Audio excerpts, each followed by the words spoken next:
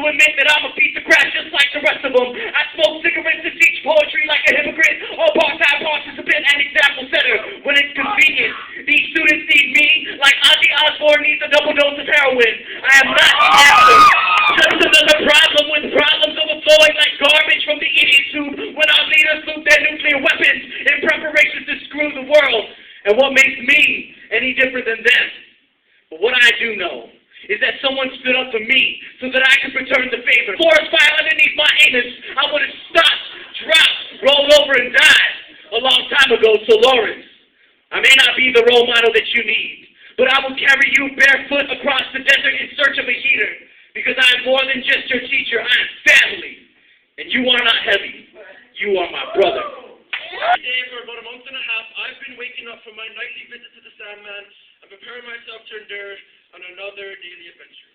I arrive at the doors of my school, eager to show my friends and teachers after a weekend of isolation for what felt like centuries. They bombard me with high fives, hugs, and hellos, one after another, asking me if I had hooked up or gotten any, as if they had been so lucky. But there was one person I hadn't seen yet. One person who hasn't shaken my hand and given me a thumbs up to tell me that life is great and everything is everything. His name is Matt.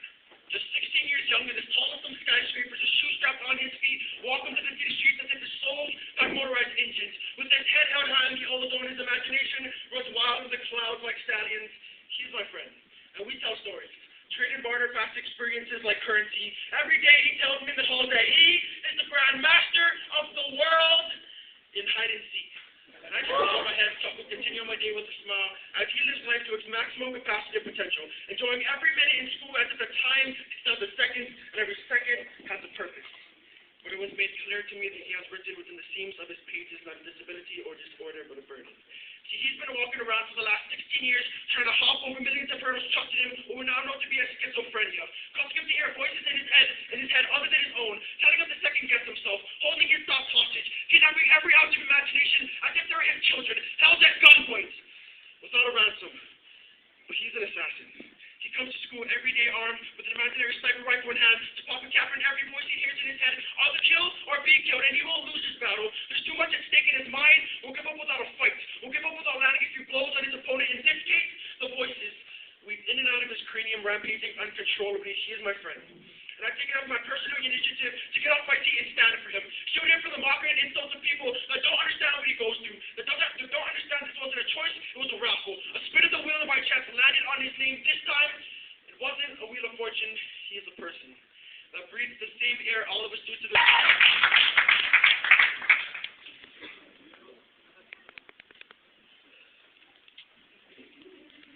August 23rd, 1996, kindergarten, Enchanted Lake Elementary, my first day of school. Anticipation shone out of my backpack like sunlight with my shadow shining on the steps that I had taken to the path of my newfound education. The bell rang precisely at 8 o'clock a.m. and we all stopped, stood erect, turned toward the flag pledging allegiance with right arms crossed, bearing our heart beats our palms, we exercised our right to bear arms, with hot-loaded shotguns cocked back, and we aimed. I pledge allegiance to the flag of the United States of America. This was the first lesson I learned in all of my schooling. A scripture tattooed on the back of my vocal cords like a New Testament so that every word had America's copyright on it. The bell rang. Loud like 1,001 family trees falling to the ground, we all stopped. Like justice after 9/11, stood erect, like twin towers, shoulder to shoulder. And to the republic for which it stands. We gave the 21-gun salute in 31 words, not even second-guessing who we had signed our lives to. Our allegiance as American citizens pledged to the star-strangled banner flown high in the sky at full mast, whose broad stripes and bright stars through the perilous fight has brought strength to fight wars with the terrorist nights. Listen to every utterance. Pay attention to patriotism. Proudly proclaim pledging to a government based on an 18th century philosophy. That it was inevitable for the U.S. to expand to the Pacific coast.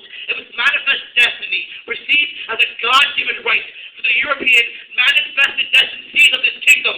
They are here in Hawaii, killing people for just in the land under the property. Hawaii, just in the territory under the militarized zone, just another native people. Nakanakamauli Okaina, then the people of the land conquered, accomplished. January 17th, 1893.